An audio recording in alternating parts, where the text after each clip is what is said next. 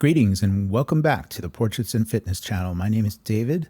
I'm a portrait and headshot photographer and videographer based in the East Bay, the San Francisco Bay Area, and I've been on this carnivore thing for just about 3 weeks. And so this is my week 3 update. It's coming a little earlier than expected, and that's for 2 reasons. One, I anticipate being very busy over the coming days, and most importantly, there's been a new development that I wanted to kind of touch on and give my views on because it involves something that I believe is very important.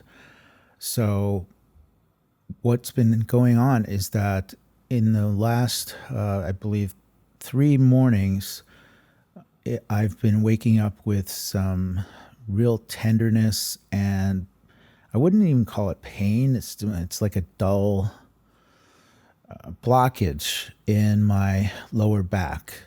And I believe that is my kidney area on both sides. Definitely a little bit more on the left maybe, but I do have a history of some back issues in that area. So anyway, I'm surmising that this is due to oxalate dumping or detoxification. Maybe it's all the alcohol I drank in college, getting drained out of me or something like that. But I personally am not alarmed at this. I'm monitoring the situation. I feel like a government official. There's no cause for alarm. All our units are vigilant and we're on top of all developments. I'm not rushing out. I feel like we have a tendency to just be like, oh, I've got to suppress a symptom. This is kind of like a symptom. And a symptom, like I said, is really the body just trying to do its work and take out the trash. I don't think of what we have as an immune system. I think of it as a sanitation system, and it's a balancing act between a clean environment and a dirty environment. The body's just trying to keep it clean and keep things in balance. So I am aware that if it gets to be intense, then I could always squeeze a little lemon juice in water, or maybe a little bit more than just a little bit of lemon. And I could also have black tea, and that could ease the symptoms. But I don't have anything super severe in terms of oxalate dumping, like crystals coming out of my eyes or my pores or anything of that sort. So like I said, I'm not super alarmed at the moment, and it's not debilitating. It's just an annoyance at the moment. Speaking of annoyances, my cat is sniffing my lens. It really hasn't been debilitating. Yesterday, I felt otherwise really good, and once I gave it a little time to kind of loosen up and I got some water down, I managed to run at a decent pace, about 2 miles exactly, and then I continued and walked for another mile and a half, and it was very enjoyable, actually. It wasn't as brutal as my first run, which is a little over a week before that, so that was very encouraging to me. I really enjoyed being out in the sun, and I did what is termed fartlek, which is a Swedish term meaning speed play. And it's basically running at a steady pace. And then when the spirit moves you, you sprint or you go faster for a certain duration. And so what I would do is just pick out a spot up ahead and just kind of pick up the pace. I wouldn't call it sprinting. It's definitely not even close to sprinting. But I managed to feel excellent throughout. So that was good. Next little update is my skin continues to heal. It's been kind of like, I don't know if the proper term is sloughing off or sloughing off. I've always said sloughing off because I'm from New York and we tend to mispronounce things. But there's been healing and then a layer of dryness that's just kind of flaking off, and little outbreaks here and there, but it just doesn't feel like it's the same intensity of the rosacea. So I'm feeling like my skin tone is evening out as the previous breakouts from before I started carnivore are healing, which is really encouraging, and I'm looking forward to clear skin.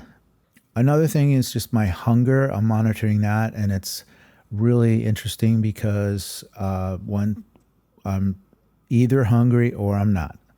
I don't feel the need to research keto treats, carnivore treats, any kind of treats because I'm just happy with staples. And I'm not looking for little cheats, like pork rinds or anything like that, just to kind of tide me over or anything like that. Because when I'm hungry, I'm hungry. When I'm not, I'm not. And I just love it. I feel so liberated. So, as far as cravings go, I think I passed a really big test this past weekend. It was Memorial Day weekend. And I've just felt like it's also been described by others as food sobriety. Uh-oh, my cat just jumped on the table. Look out. He's joining me. So if there's a camera shake, it's him. He weighs 22 pounds, and I'm putting him on carnivore. No more kibbles for you, bro. So, so I've heard it described as food sobriety, and I really love that whole concept. And it just hits the spot for me, and it makes a lot of sense. So, in addition to food sobriety, really not looking for any kind of cheats or falling off the wagon type excuses. That's where I am right now. I'm right on the rails, and up to 90 days, I don't even want to look at a raspberry, for instance. And today I went to a baseball game in San Francisco. It was a lovely day. And normally I would have, ballpark food and a beer or two. And today I didn't even eat before the game, and the game started at 2 o'clock because I'm just feeling satiated after the previous night's dinner. And so today I know some people say, if you're going to go out for a while, then prepare to eat beforehand so that you're not tempted, or when you're hungry, you find yourself without good options. But I was fine. One other interesting observation I have is that I don't feel yucky. I'm normally pretty sensitive about my hygiene and how I'm feeling and whether my hair is getting oily or skin is getting oily. And I'll even hop in the shower multiple times a day if I feel gross.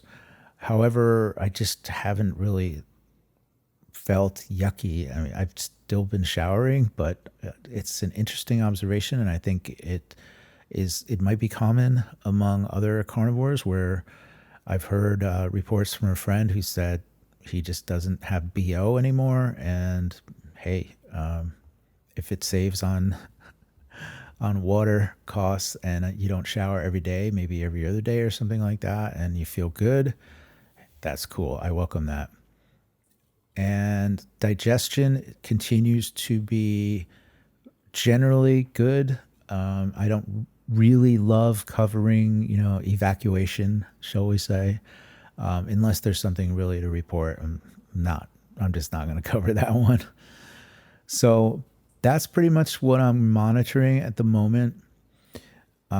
Skin, digestion, food cost. I haven't shopped in 4 or 5 days because I actually overshopped and had to throw a few things into the freezer.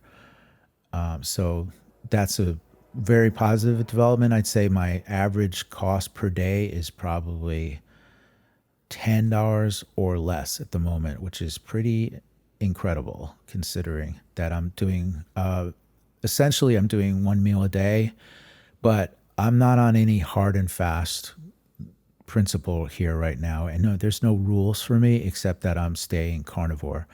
I've also generally avoided dairy, not because I think dairy is the devil, but just that I haven't really been craving it. I do have some raw milk in the refrigerator that I'm going to have to consume before it goes bad.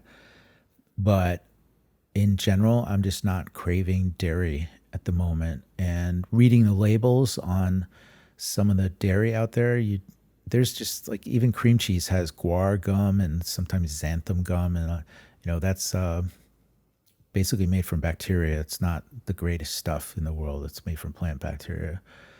And lastly, second to last, the penultimate point, I have been stepping on the scale, but not obsessively, and it's good results. I continue to drop some fat, and I continue to cinch my belt a little tighter almost daily. So that's very encouraging. And I think I'm going to be under I'd say a milestone weight within the next 2 weeks, probably. So that'll be week 5. If I continue on this trend, I can anticipate being under a certain milestone, and I'll share that at the time. And I thought I'd conclude by sharing a little experience. And this comes from having been just head over heels, totally immersed in Ironman training in the past and getting into photography and videography and also even podcasting in more recent years and months. Getting involved in new pursuits and learning new things, there's nothing more exciting to me than really getting into the core of a new field, just even if it's a new thing of knowledge, like even if it's discovering a new novelist and wanting to read everything that the author has written. We have a tendency to want to get ahead of ourselves and like get all the little gadgets in line. There's definitely a bit of a instant gratification type desire and compulsion that can be triggered when you get into something new, and you feel like people who maybe have never been skiing before, they've never even rented skis, and they go out and they get the skis, they get the snow pants, they get the goggles, they get the helmet. These days, I never skied with a helmet, but lived more dangerously back then. They get kitted out before they've even gone skiing. And in my hard-earned experience, that's not necessary. Take photography, for example. You don't go out and get every single lens of every type of focal length before you've ever really delved into what makes a good photo. And maybe if you're a portrait type person, if you're interested in working with human subjects, you've never even interacted with the subject before. Just grab a 50 millimeter lens and use it until it's no longer good enough for you. And the same goes for getting into this carnivore pursuit. I feel like I can pat myself on the back a little bit because I haven't really gone crazy. I got an air fryer, but other than that, really haven't been looking for things outside myself, extrinsic motivations or gadgets or joining any type of movements or groups or anything like that, because it's just really hitting the spot. Because it's just really working for me, and I'm really at peace with the way it feels at the moment. So I'll leave you with that. Thanks for listening. And if you have any feedback or comments, please put them below. I have gotten a few comments on my previous videos, and it really means the world to me. It's fantastic, and I will definitely respond. So if you're on the same journey at this time, let's do this together. And maybe if it's a future date and this means something to you, if it's helped you out, then I've done my part. So thanks for watching, and until the next video, be good to yourself.